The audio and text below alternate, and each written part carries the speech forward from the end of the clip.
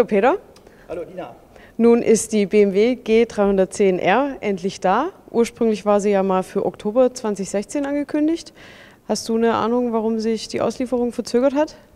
BMW hielt sich offiziell in Schweigen. Man sagt, es wäre ein defektes Bauteil eines Zulieferers, das in den Motor eingebaut worden wäre. Das hat man allerdings zu spät festgestellt. Das heißt, es waren schon einige Motorräder gebaut, die man dann nicht ausliefern konnte. Und hat jetzt im März begonnen, die zweite Serie aufzulegen mit dem verbesserten Bauteil. Welches Bauteil es konkret betrifft, dazu sagt BMW offiziell weiterhin nichts. Okay. Und also ich meine, das ist jetzt 300er Hubraumklasse, ist BMW untypisch.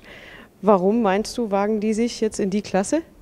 Ja, der Grund ist ein relativ einfacher. BMW möchte wachsen. BMW baut momentan ungefähr 145.000 Motorräder pro Jahr. Das Ziel ist 200.000 pro Jahr. Und das kann man mit den hubraumstarken Motorrädern alleine sicherlich nicht schaffen. Das heißt, man braucht neue Märkte, man braucht neue Klassen.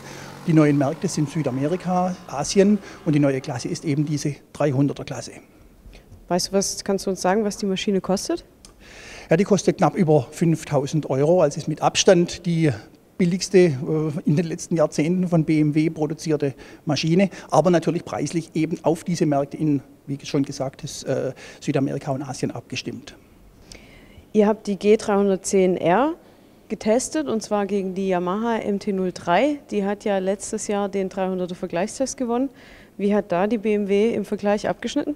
Ja, ich meine, es war klar, im vergangenen Jahr haben wir unseren ersten 300er Vergleichstest gefahren. Dort hat die Yamaha MT-03 sich bravourös geschlagen. Und insofern wollten wir natürlich sehen, wie sind die Qualitäten der BMW gegen den Testsieger des vergangenen Jahres, der auch für dieses Jahr nicht verändert wurde. Allerdings muss man sagen, das Duell findet nicht ganz auf Augenhöhe statt.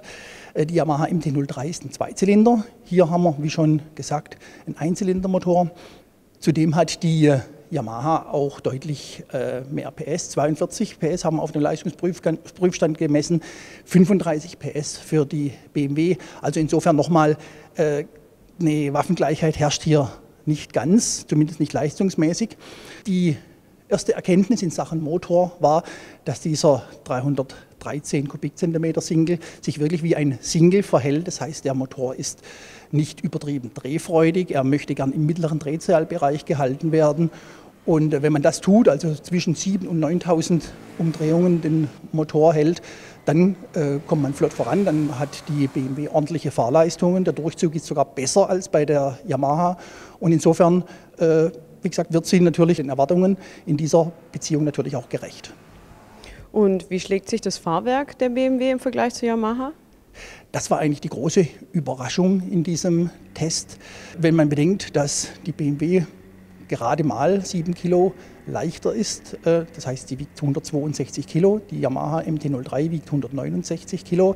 Da erwartet man eigentlich keine großen Unterschiede im Handling, aber, und das liegt aus unserer Sicht wahrscheinlich an diesem Motorenkonzept, das für Handlichkeit sorgen soll.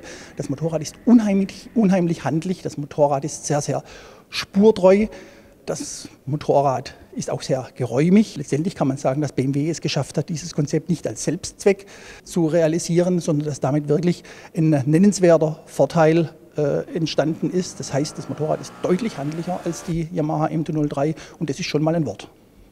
Das heißt, die G310R ist in der Klasse auf Anhieb konkurrenzfähig?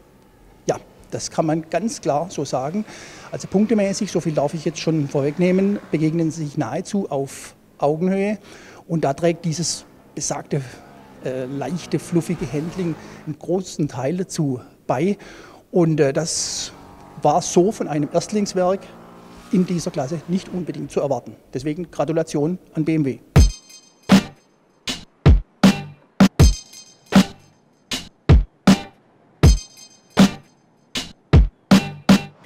Peter, was mich noch interessiert, ihr habt jetzt die G310R gegen die Yamaha MT-03 getestet, also den Einzylinder gegen den Zweizylinder.